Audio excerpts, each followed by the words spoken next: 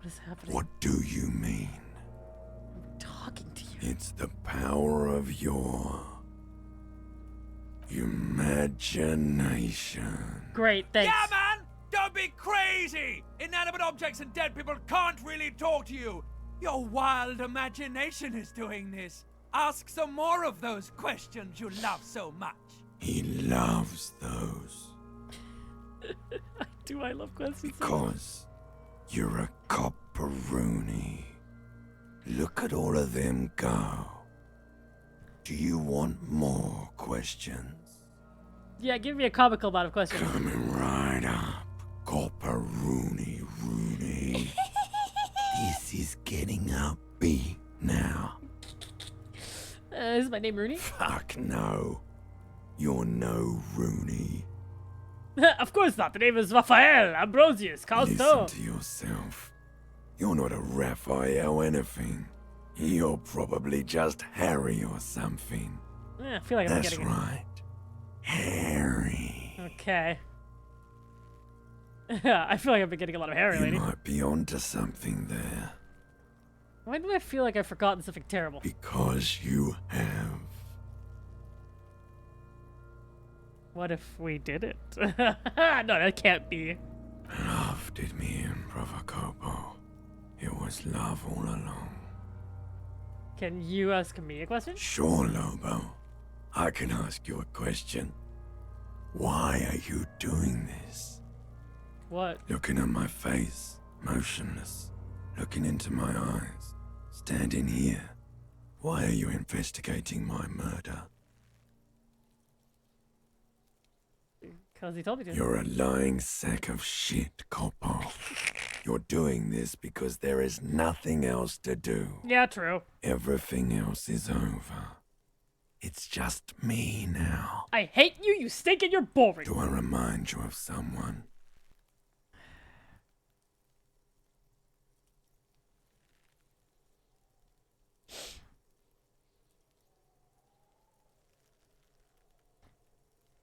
Don't remind me of anyone. Sure I do. You just don't want to admit it. Come back later, Corpo. Amuse yourself with my frank manners and my memento mori features. If possible, also, see me in your dreams.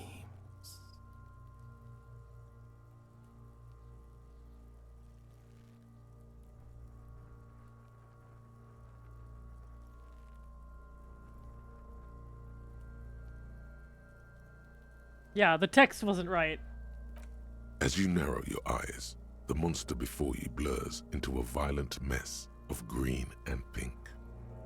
Only the lower extremities are pink with a dash of blue. His fatted hands, thighs, and his neck, just above the noose. The rest of the corpse appears dark green in the cold spring air. Squinting, Kip, why am I doing it? How should I know why you are squinting, officer? His face and hands are pink, thighs too, and the rest is greenish. Oh. You are trying to assess lividity. The monster comes back into focus, an explosion of color, coursing with dark marbled veins. Did he just laugh? His stomach appears God pregnant damn it. with something. Black liquid streams down his thigh and onto his boot. So, what do you think?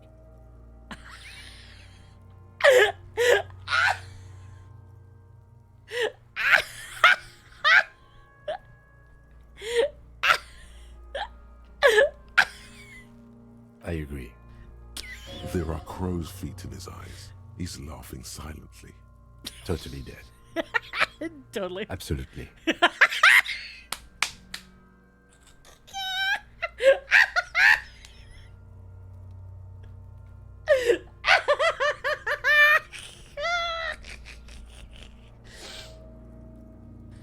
A pool of blood and feces has eaten into the frozen mud below the man's feet.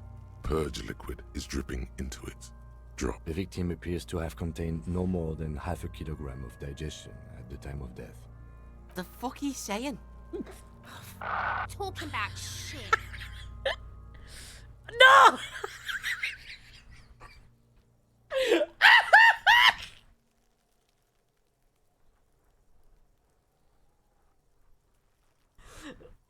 God. I feel compelled to do it. Malicious laughter erupts in the yard. Sounds like seagulls. Big said he's a... The lieutenant's face is made of stone. I think he was upright immediately after death. Blood has gathered in his hands and feet, and his neck. The noose acted like a tourniquet, keeping the blood in his head. The hypostasis here is in tune with the hanging. That's what I think. Maybe he was strangled by someone. Yes, there's always a chance we are wrong. We should check for ligament marks on his neck to see if they're in tune with the belt. We'll have to get him down first. He's beaten up, see the bruises? I do. Most of them are post-mortem. Maybe even all of them. The delinquents have made our jobs harder with their little sport. Yeah. Stop talking in riddles, coin slot. He means you fucked him up good, Kuno. Fucked him up brutal like. But there is no breath to catch. Only the cadaver filling the air and your nostrils. He slowly rotates before you. Shitty little rats. Decomposing.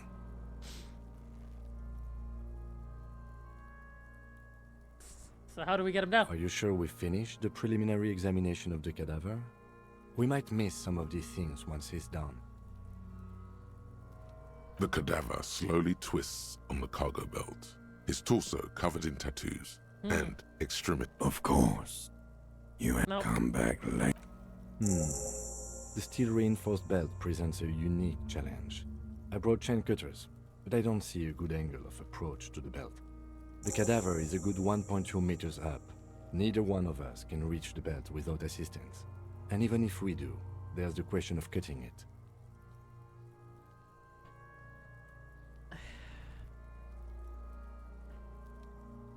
I could sell the branch. Climb up there and saw the branch?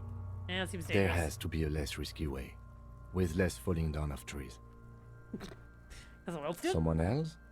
You mean like the police? Yeah, exactly. Call the police. You have a point there. Oh, God. Someone already did. You know who came? We did.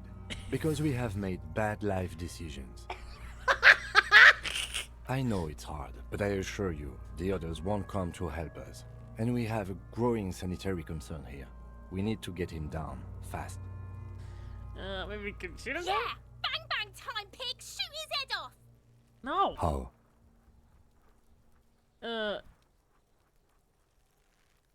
Maybe the branch? Yes, the buckle, where it ties the cargo belt to the tree.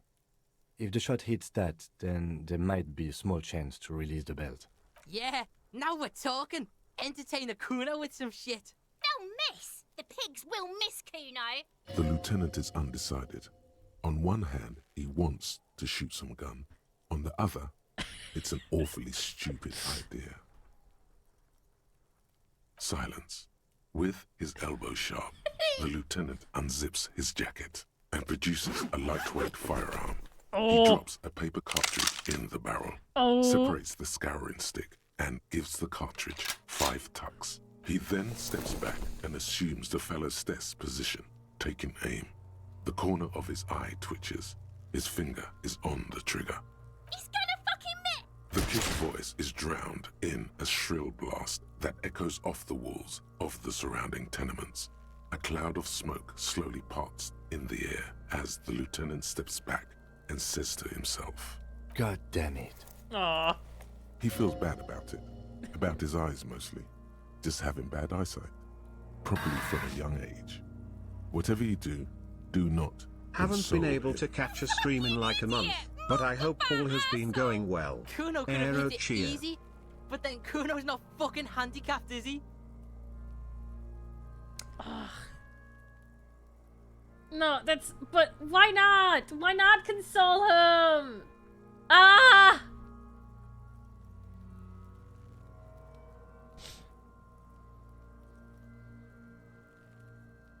No, we are lucky as it is. We didn't break anything, and the victim remains uncompromised. Yeah. Any more mistakes could put us in an unfortunate position with the Yeah. locals. We have eyes on us. I didn't do us any favors with that. I'll just say it's okay, man. Kuno's sorry too. Kuno feels sorry for the Beano Clad. The lieutenant doesn't say a word, Ah. just looks at the gun in his hand. I have to say, it's beginning to look unlikely we can get him down without assistance. And we could ask for help from the I harbor. was really hoping we wouldn't. The Union appeared to be suspect in this case. It seems like a dangerous route to go down. But what other options? The corpse twists on the belt, like chicken on a skewer. It's bad as it is. Us shooting firearms like Go ahead, I'm not stopping you. Just don't lose it. They only have one gun. Shut up. This is the sorriest pair of pigs Kuno's ever seen. Yeah, take it, you fucking banana boyka. Take it and shoot yourself in the mouth. Jesus fucking God, these The kids are cold crazy. piece of bakelite and gunmetal is surprisingly light. Your fingers fit right through the guard, instinctively resting on the trigger. The fuck are you waiting for, Kuno? Tell him to shoot himself in the mouth. The buckle comes into focus in your sights. You stand with your feet planted firmly in the ground and your left hand supporting your gun arm. Why don't you just shoot yourself in your mouth? At least you won't miss.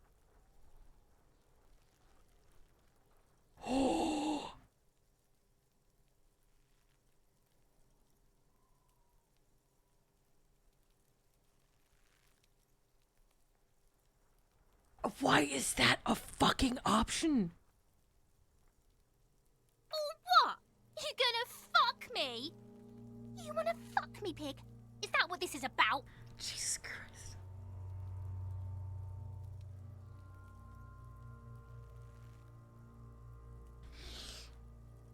Your field of view narrows. The branch slowly moves, becoming entirely two-dimensional. As you wait, your breathing slows down. Some mosquito-like organism buzzes in your peripheral. Look, he's crying. You gonna cry now, fucking faggoty?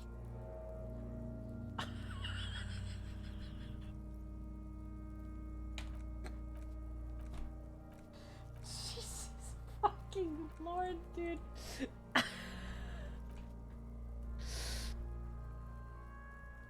Alright, let's try. Ah! Oh! A plume of smoke erupts from the barrel. Your hand goes numb. You missed the belt, but hit the corpse straight in the chest. Oops. Bits of ribcage protrude from the skin. No blood, only a murky sludge dripping down his belly. The sudden stink makes your eyes water. Oh my god, he's gonna fucking cry. I knew it. What? Are you? Because it sort of feels like you are. Please don't cry.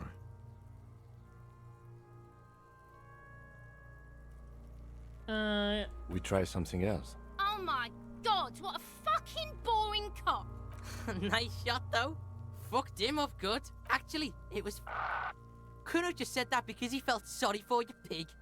It's not your fault you can't shoot. It's your pig hands. Pigs don't have hands. They have, like, fucking hooves or something. Kuno has hands. Kuno can shoot that shit down for you. That's possible. They're not giving you the gun, kid. Preposterous! What are you, a fucking earl? We still need to get him down somehow. The bad way. The way I didn't want us to.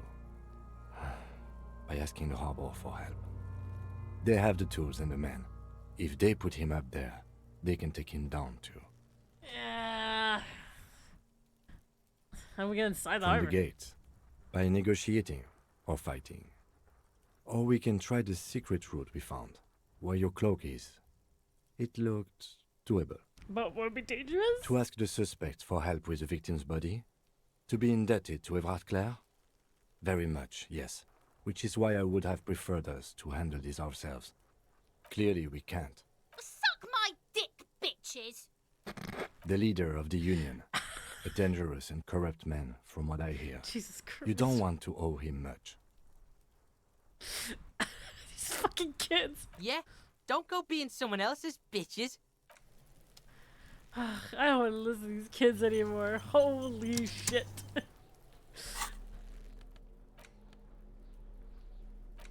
You can interact with this. Oh, we have so many fucking things to do. Oh, shit. Oh, man. What a terrible fucking last check. Chat, I hate to say it. You know what's coming.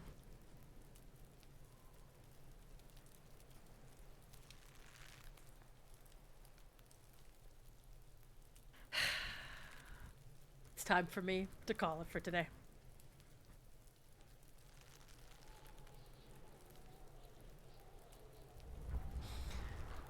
It is still around 90 degrees in my office, and the fan is currently blowing hot air into my face.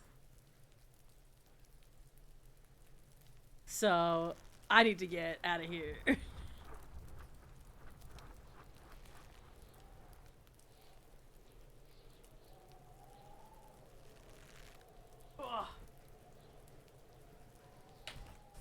Alright, friends. I mean, I saved, right? I saved? Yes, I saved. Yes, I saved. And now we can go to the main menu.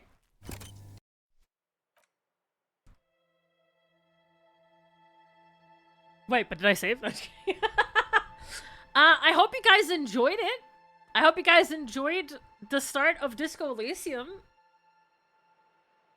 Having fun so far. I'm loving it. I'm just worried that it's not really fun to watch. Because I'm attentively listening most of the time.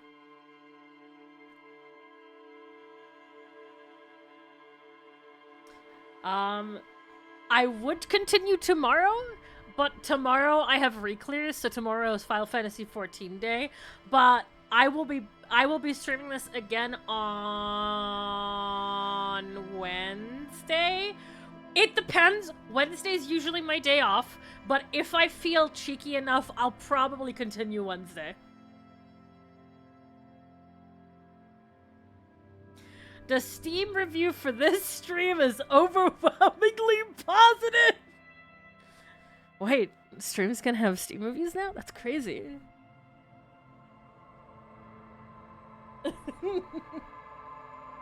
It's sort of fun. Your reactions and responses make this incredible.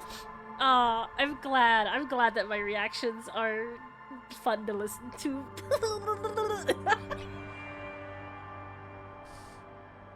Yeah, but if you guys could leave your really long review of the stream in chat, I would appreciate it. I'm voted. But yeah, for now, I'm gonna go lay down and try not die. So I will see you guys later. Thank you so much for checking in. Thank you for the first people who are coming in to check it out. My favorite reactor. And I'll see you later. Alright, everybody. Take care. Bye-bye.